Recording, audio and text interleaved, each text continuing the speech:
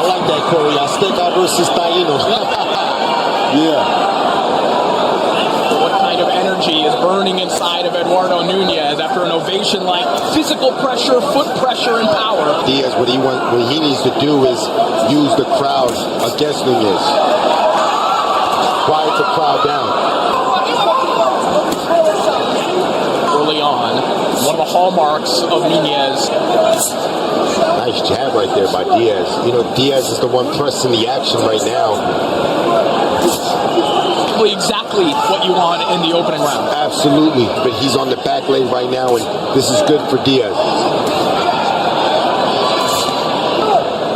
Sharp jab there. Looks to land that right hand to the body that we referenced. I think for this round, Nunez is stepping forward now, switching the pace up. Nice combination. This is the version of Eduardo Nunez. Walking his man down, applying pressure, throwing combination. You know, he's switching it up right now on the back foot. On the road in Tajikistan, on the road, maybe weren't as adaptable as Diaz. Can give you a lot of different looks. For sure, you know, Diaz is a vet. He knows the craft, he knows what he's doing, so you can't make a mistake, especially early in the fight.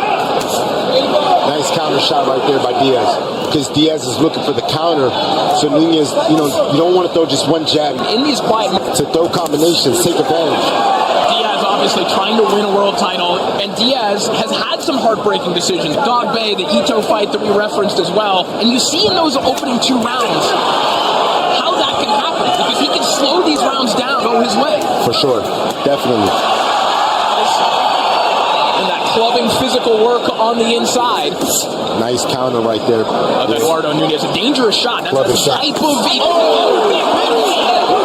right hand from Diaz, and a better left hook maybe from Nunez. Final 20 seconds here in round 3. Nunez trying to get back on his jab, stabilize a little bit. Trying to get behind the hometown favorite. Head back to the stools, and the corner of Christopher Diaz has to be pleased. Right here, Nunez slipped some shots. That was good combination right there by Nunez. Nice combos, staying busy, staying active, smothering the shots so there was no power. But right here, Diaz steps into a big right hand, jab to the body. Round 4 begins. Christopher Diaz trying to get that world title around his waist, trying to replicate a lot of what he did there in round 3. I think Nunez needs to stop. You need to throw that jab to score points, just as he did right there, landing the jab to the midsection. That jab with Diaz, because he'll set you up with a counter. Nice combination with Diaz.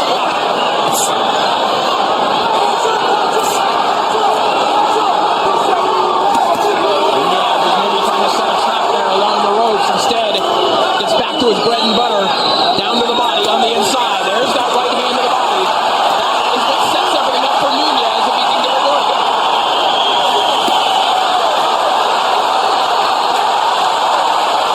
He's deafening here in Los Mochis. They're landing on the arms, but they're effective. Those shots eventually will wear your arms down. They're heavy blows by Nunez. Those shots like that with the high guard, you either got to move or roll from them shots. Stand there and let them bang on your arms like that.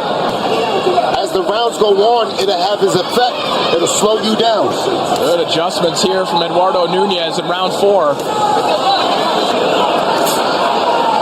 And if that's what Diaz is giving you, Nunez has to keep attacking and letting his hands go. Just like that.